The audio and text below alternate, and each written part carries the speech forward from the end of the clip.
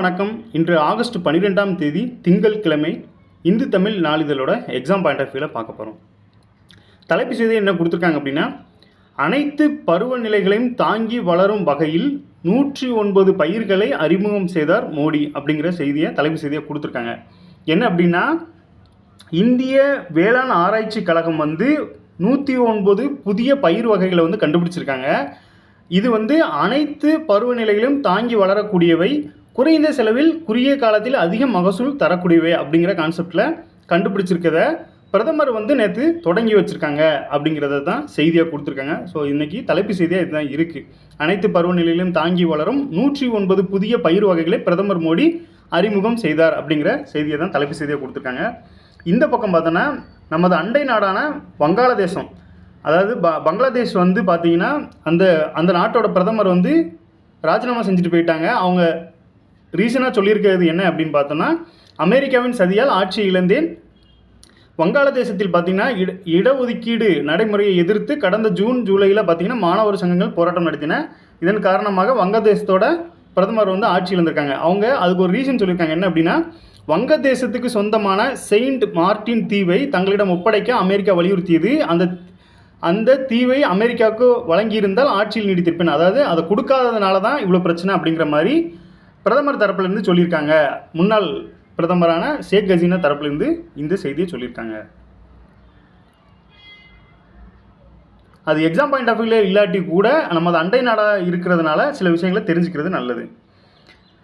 அடுத்ததாக பார்த்தீங்கன்னா, அரசு ஊழியர் ஓய்வு வயதை 62ஆக உயர்வா வதந்தி என தமிழக அரசு மறுப்பு அப்படிங்கிற செய்தி. கடந்த அதிமுக ஆட்சியின் போது 2021ஆம் ஆண்டு நிதி நெருக்கடியை காரணம் காட்டி அரசு ஊழியர்கள் ஆசிரியர்களின் ஓய்வு வயது பார்த்தீங்கன்னா 58லேருந்து 60ஆக மாற்றிருக்காங்க. இந்த நிலைமையில் தற்போது இணையதளத்தில் இந்த மாதிரி 62ஆக ஓய்வு வயதை மாற்ற இருக்காங்க அப்படிங்கிற மாதிரி வதந்தி பரப்பி இருந்த நிலைமையில் தமிழக அரசு அதற்கு மறுப்பு தெரிவிச்சிருக்காங்க.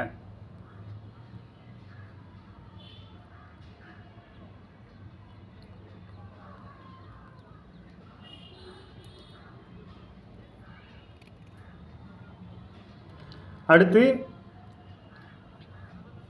இரண்டாவது அணுசக்தி நீர்மூழ்கி கப்பல் அரிகாட் கடற்படையில் விரைவில் சேர்ப்பு அப்படிங்கிற செய்தி. இதில் என்னன்னு பார்த்தீங்கன்னா, இந்திய கடற்படையில் தற்போது 17 நீர்மூழ்கி கப்பல்கள் உள்ளன. இதில் 16 நீர்மூழ்கி கப்பல்கள் டீசல் மற்றும் மின்சாரத்தால் இயங்கக்கூடியவை. இவற்றில் 6 பார்த்தீங்கன்னா ரஷ்யாவோட கிலோ அப்படிங்கிற வகையை சார்ந்தது, 4 ஜெர்மனியின் HTW அப்படிங்கிற ரகத்தை சேர்ந்தது, 6 பிரான்ஸ் நாட்டின் ஸ்கார்பியன் ரகத்தை சேர்ந்தது அப்படிங்கிறதையும் கொடுத்துருக்காங்க. கடந்த 2018ஆம் ஆண்டு பார்த்தீங்கன்னா கடற்படையில் சேர்க்கப்பட்ட ஐஎன்எஸ் அரிஹந்த் என்ற நீர்மூழ்கி கப்பல் மட்டுமே அணுசக்தியில் இயங்கக்கூடியதாக இருந்த நிலைமையில் இப்போ 2வதாக ஒரு அரிஹாட் அப்படிங்கிற பேரில் இன்னொரு நீர்மூழ்கி கப்பலை இந்திய கடற்படையில் சேர்க்க இருக்காங்க அப்படிங்கிற செய்தியை தான் கொடுத்துருக்காங்க. இது 6000 டன் எடையில் ஐஎன்எஸ் அரிகாட் அப்படிங்கிற பெயரில் விசாகப்பட்டினம் கப்பல் கட்டும் தளத்தில் தயாரிக்கப்பட்டிருக்கு. இந்த கப்பல் கட்டும் தளங்கள் பார்த்திங்கன்னா இந்தியாவில் 3 இடத்துல இருக்கும். ஒன்று மும்பை, விசாகப்பட்டினம், அப்புறம் கல்கத்தா அப்படிங்கிற 3 இடத்துல இருக்கும். இந்த அணுசக்தி கப்பல் நீர்மூழ்கி கப்பல் இந்த விசாகப்பட்டினம் கப்பல் கட்டும் தளத்தில் தயாரிக்கப்பட்டிருக்கு அப்படிங்கிற செய்தி. ஸோ இதுதான் அதோட இமேஜ். அடுத்ததை பார்த்திங்கன்னா ஃபியூச்சர் ப்ராஜெக்ட் ஒன்று கொடுத்துருக்காங்க. இதே போல் 6000 டன் எடையில் SSN எனப்படும் ஹண்டர் கில்லர் அப்படிங்கிற நீர்மூழ்கி கப்பலை தயாரிக்கிறதுக்கு ஒப்புதல் பெறப்பட்டுள்ளது அப்படிங்கிற செய்தியும். இது 95% உள்நாட்டு தொழில்நுட்பத்திலே இந்த நீர்மூழ்கி கப்பல்கள் தயாரிக்க 10 ஆண்டுகள் ஆகும் என கூறப்படுகிறது. ஹண்டர் கில்லர் அப்படிங்கிறது ஃபியூச்சரில் உள்நாட்டிலே தயாரிக்கப்பட இருக்கிற நீர்மூழ்கி கப்பலோட கான்செப்ட் தான். ஸோ அதுக்கான ஒப்பந்தம் வாங்கியிருக்காங்க அப்படிங்கிறது தான் தெரிவிச்சிருக்காங்க. ஸோ நம்ம இதில் தெரிஞ்சுக்கிற வேண்டியது என்ன அப்படின்னா, ஏற்கனவே கடற்படையில் இருக்கிற அணுசக்தி நீர்மூழ்கி கப்பலோட பேர் என்ன அப்படின்னு பார்த்தீங்கன்னா அரிஹந்த். இப்போ தற்போதைய நிலைமையில் கடற்படையில் சேர இருக்கிற அணுசக்தி நீர்மூழ்கி கப்பலோட பேர் பார்த்தீங்கன்னா அரிகாட்டு. ஸோ கன்ஃபியூஸ் பண்ணுற மாதிரி இருக்கிறதுனால இதை முக்கியமாக பார்த்து நோட் பண்ணிக்கோங்க.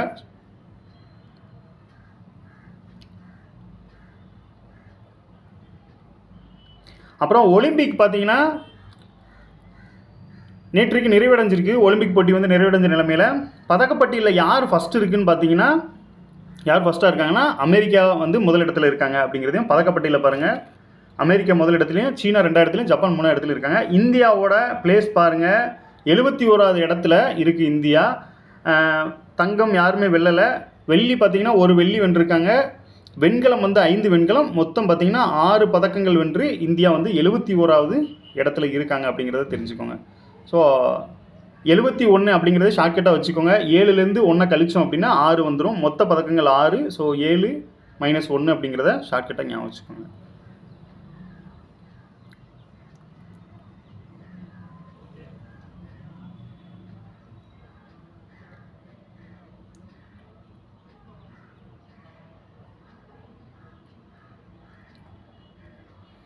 எண் எழுத்தில் பார்த்தீங்கன்னா இன்றைக்கி வந்து பாரிஸ் ஒலிம்பிக் பற்றி தான் கொடுத்துருக்காங்க. என்ன அப்படின்னா, பாரிஸ் ஒலிம்பிக் போட்டியில் வெண்கல பதக்கம் வென்ற இந்திய ஹாக்கி அணியின் கோல் கீப்பர் பிஆர் ஸ்ரீஜேஷ் அப்படிங்கிறவர் சர்வதேச போட்டியிலேருந்து ஓய்வு பெற இருக்கிறாரு.